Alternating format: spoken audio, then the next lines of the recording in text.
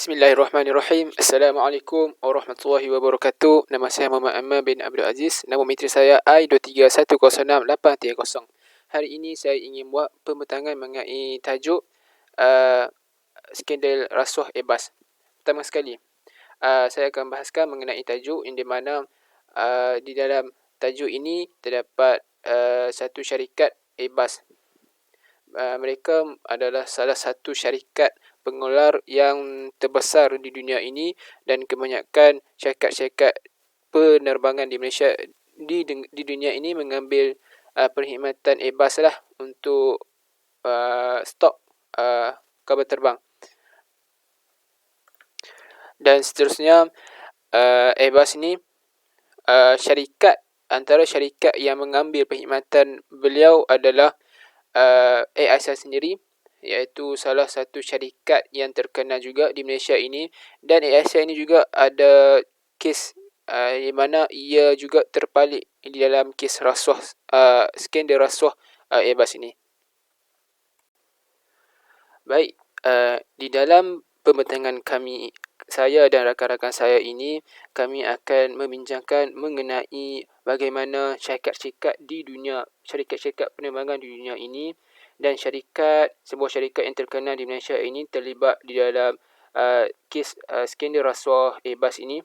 Dan seterusnya kami akan membincangkan lagi mengenai pengenalan Airbus itu sendiri dan latar belakang bagaimana ia berlaku daripada permulaan, pertengahan dan pengakhirannya bagi kes skandal rasuah Airbus ini, dan akta yang dikenakan dan implikasi dan kesan dan pengajaran yang akan kita ambil daripada kes ini, dan rumusan untuk kes skandal rasuah Airbus ini.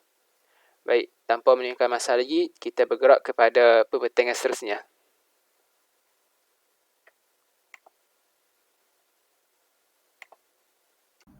Bismillahirrahmanirrahim. Nama saya Muhammad Izzat Syahmi bin Muhammad Kamil. Nombor metrik I23106800. Kemudian saya akan masuk kepada pengenalan Airbus. Airbus merupakan salah satu syarikat penerbangan antarabangsa yang terkemuka di seluruh dunia. Airbus juga terkenal dengan pembuatan pesawat komersial, pertahanan dan antariksa. Syarikat Airbus didirikan atau ditubuhkan pada tahun 1970 dan merupakan salah satu syarikat hasil gabungan beberapa negara Eropah. Syarikat Airbus juga menghasilkan atau memprodukkan beberapa jenis atau pesawat model A330, A320, A350 dan juga A380. Airbus memainkan peranan yang penting atau memainkan peranan utama dalam industri penerbangan global, dan juga Airbus terus berinovasi dalam menghasilkan pesawat yang berteknologi tinggi. Seterusnya, hanya dua buah syarikat utama sahaja yang membekalkan pesawat widebody kepada syarikat penerbangan di seluruh dunia, iaitu Airbus dan Boeing. Di Malaysia, Airbus merupakan pembekal utama pesawat penumpang, iaitu sebanyak 713 buah pesawat. Malaysia juga merupakan pasaran ketiga terbesar Airbus di rantau Asia Pasifik selepas China dan India. Hal ini kerana Malaysia Airlines dan AirAsia membekalkan flight mereka dengan Airbus secara meluas. Kini Malaysia Airlines atau MAS mempunyai 15 buah pesawat Airbus A300-800, 6 buah pesawat A380 dan akan menerima 6 buah pesawat terbaru mereka, iaitu Airbus A350XWB.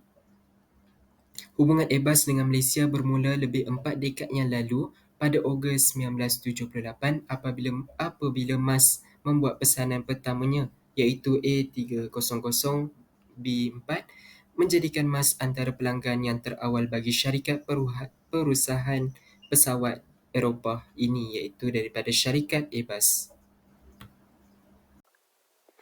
Baik, terima kasih kepada pembentangan sebelum saya, iaitu Izzat. Beliau telah menerangkan mengenai pengenalan untuk Airbus itu sendiri. Dan sekarang ini kita bergerak kepada latar belakang untuk kes rasuah, skandal rasuah Airbus ini. Pertama sekali, bagaimana kes rasuah ini berlaku? bagaimana permulaan ia berlaku. Pertama sekali pada tahun 2020 iaitu bertarikh 31 Januari, Mahkamah Crown Court di Southwark telah menjatuhkan hukuman dan telah mengarahkan Airbus itu untuk membayar sejumlah wang sebanyak RM5.3 bilion. Hal ini kerana mereka telah melanggar perjanjian penangguhan pendawaan kepada SFO, iaitu Serious Fraud Office di UK.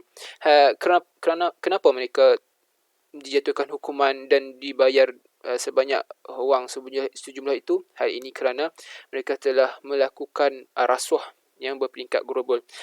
Dan Asia di sini terlibat sekali. Hal ini kerana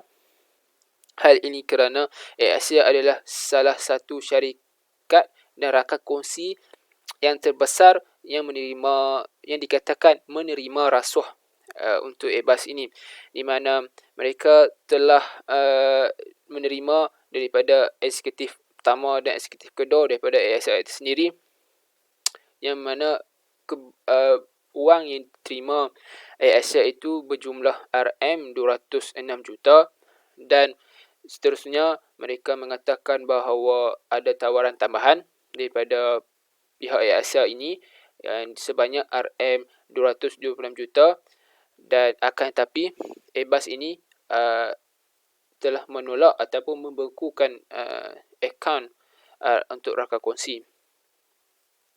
Dan pada 1 Februari 2020, syarikat ASA ini telah menafikan bahawa terdapat kes rasuah dalam syarikatnya. Akan tetapi di atas integriti dan tanggungjawab daripada eksekutif pertama dan eksekutif kedua daripada syarikat ASA ini, mereka telah meletakkan jawatan, dan saya sebutkan nama beliau, iaitu Tony Fernandez dan Datuk Kamarudin.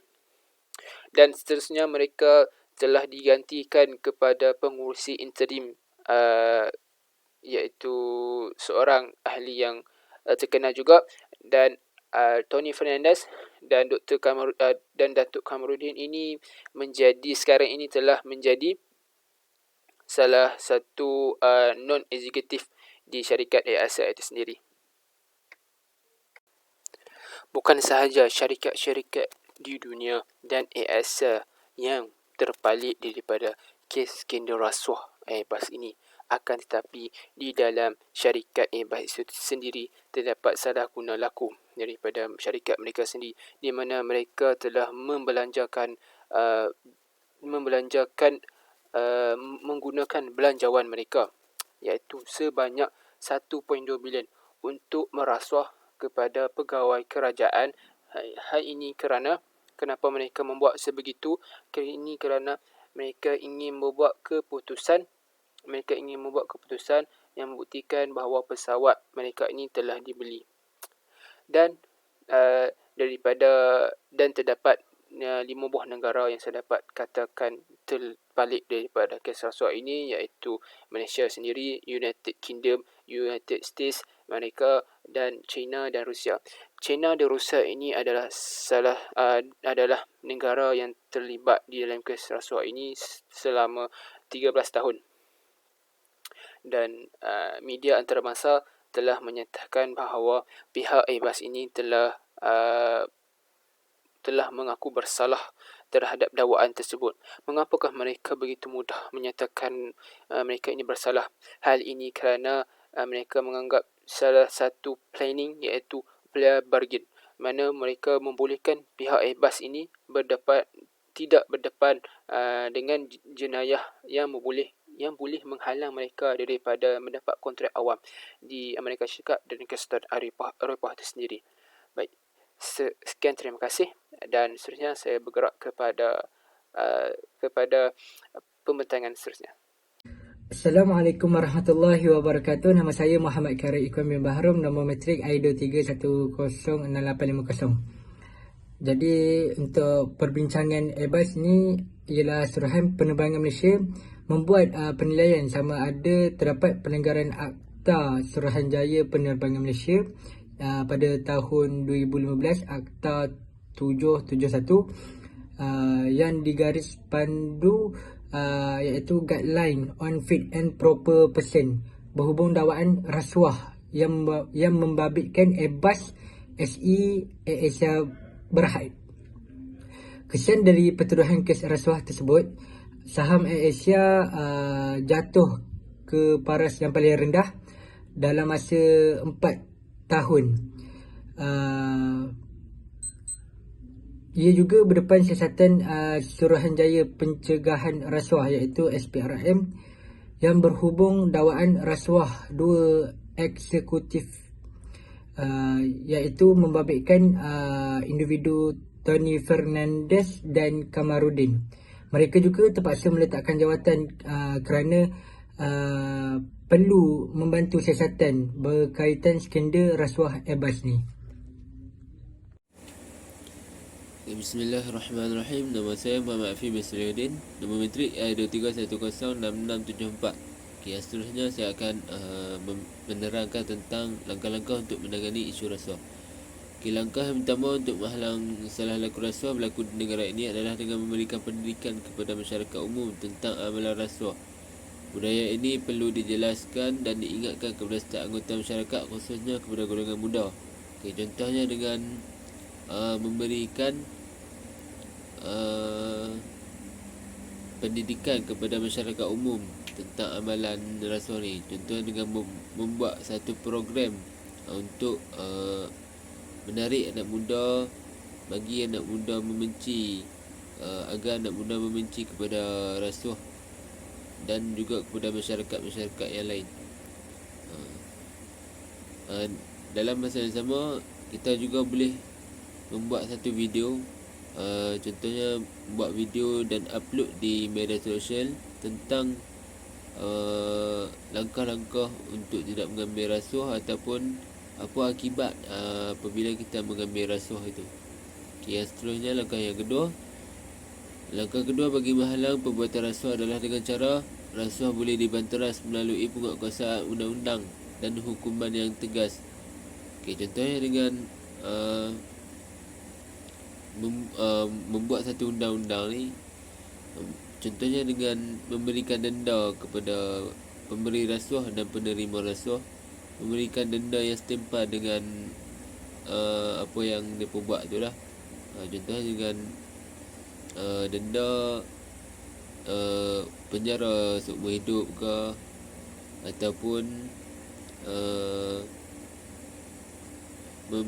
membayar denda dengan dalam sejumlah RM50,000 ke.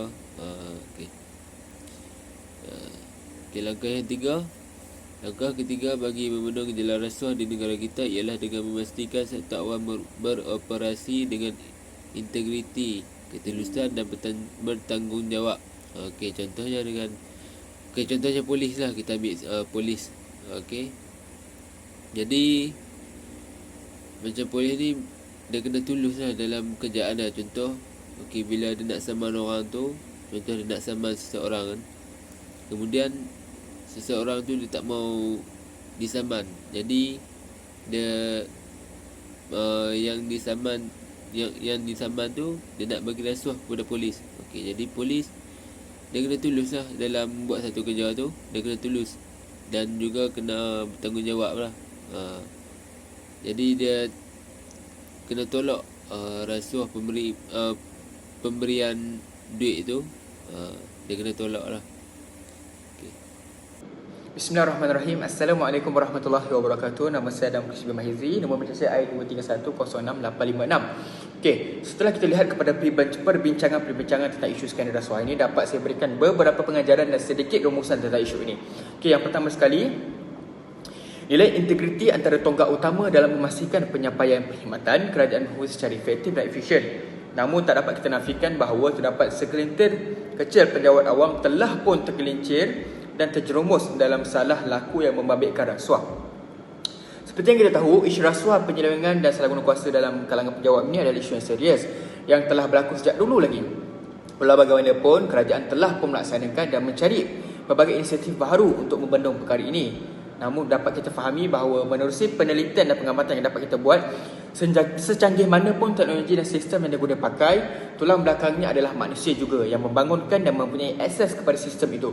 Apabila nilai integriti rapuh, dapat kita tahu bahawa ditambah pula dengan ruang dan peluang mendapat habuan lumayan daripada pihak-pihak tertentu, maka peratusan ataupun kecenderungan untuk terjerumus dalam isu rasuah ini adalah besar. Saya rasa itu saja untuk pengajaran yang dapat kita berikan kepada isu ini. Jadi saya teruskan kepada sedikit rumusan yang saya petik daripada berita tentang isu skandal Airbus ini. Yang pertama sekali, bergasas bersama AirAsia atas Tony Fernandez dan Datuk Kamarudin Maradon mengatakan tidak terbabit dalam sebarang salah laku yang membabitkan skandal Airbus. Itu yang dilaporkan oleh badan yang dilantik untuk menilai secara bebas tuduhan itu. Ia diputuskan oleh Governance Advisory Sdn Bhd yang dilantik oleh Jawatankuasa Lembaga Pengarah Airsha sendiri yang bertujuan bagi membantu menilai secara bebas tuduhan itu. Berdasarkan laporan itu, Tony dan Kamarudin dilantik semula ke jawatan masing-masing sebagai Ketua Pegawai Eksekutif CEO Kumpulan dan Pengerusi Eksekutif Airsha. Dalam kenyataan kepada Bursa Malaysia, Airsha dan Airsha X berkata, BDO membentangkan laporan penilaian siasatan dalaman bebas itu pada tarikh selepas siasatan. Namun begitu, selepas siasatan telah dilakukan, keputusan telah pun diperolehi. Jadi wajar kita mengambil cakna bahawa dalam apa jua yang kita lakukan haruslah berunsurkan atau bersumberkan perkara yang sebenar atau perkara yang benar. Moga apa yang kita lakukan itu berjalan dengan lancar. Sekian itu saja daripada saya. Terima kasih.